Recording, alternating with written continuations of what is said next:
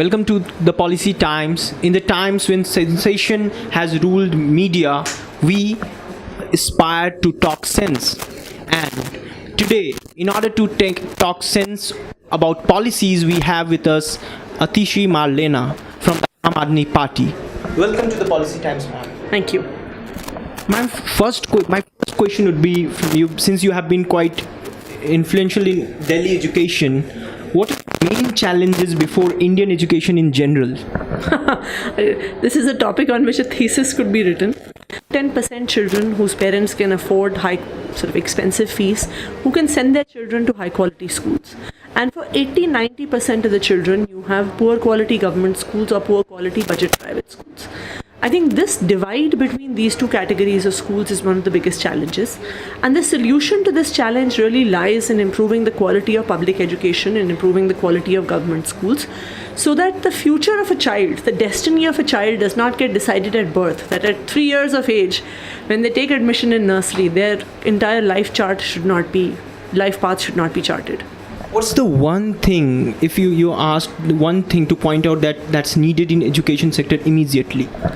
See, I think a large number of children who are going into schools still study in government schools. And I think one of the biggest challenges in government schools is the lack of any accountability. And I think that is the one piece that really needs to be fixed. And our experience has shown that accountability really increases when you increase the participation of parents, both in the governance of the schools as well as their involvement on a day-to-day basis with their children, with their children's learning, etc.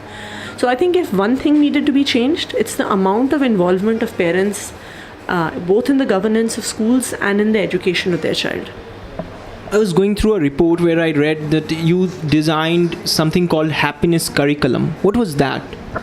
See, I think if you see the entire education system, our entire focus is on the fact that we want children to get high marks. And the entire system is just about children learning more and more facts, reproducing them in the exam, getting high marks.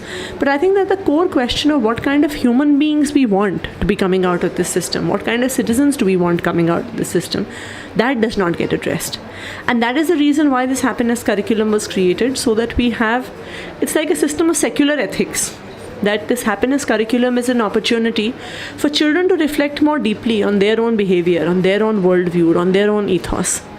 And how do you look at current government's Skill India mission? Is it successful? I think if you were to just compare the number of students who have been skilled and the amount of advertisements that have been given about Skill India mission, one will realize what a spectacular failure it is. And I think it's very unfortunate that the Skill India mission has failed, because that is really one of the big things that the education sector needs. There is a high number of, just in Delhi itself, 2.5 lakh children pass out from class 12 every year. But there is only 1 lakh seats in all higher education institutions in a place like Delhi, which is an education hub. So unless we can really improve the vocational sector, unless we can really improve the skilling sector, I think that there is a lot of things that need to be done. Why is Aam Aadmi Party struggling to make an impact in university elections? I think we have not actually contested university elections. So this year we were contesting, our student wing CYSS was contesting university elections for the second time, and that too after a gap of 2 to 3 years. So like all other elections, be it university, be it state elections, be it national elections, I think organizations have to be built grassroots upwards, and we are just beginning that process in the university. How do you look at the 2019 general elections? What's Aam Aadmi Party's agenda going to be? I think in Delhi our agenda is very clear. We are putting forward a simple question to the people of Delhi. Do they want to elect MPs who, number one, do no work, who are not seen in their area, and the only thing that they do is to disrupt the work that the Arvind Kejriwal government is trying to do? Or do we want MPs that are going to strengthen the hands of the state government and actually fulfill the needs and demands of the people of the city? And so our agenda, at least in Delhi, is to strengthen the hands of the state government and to elect MPs that are going to raise the issues of the people of Delhi in the parliament. All right, ma'am. Thanks a lot for talking to us. You're welcome. So with us, it was Atishi Marlena, and we had a discussion about education policy and Aam Aadmi Party's politics in general. Keep watching the Policy Times. Thank you.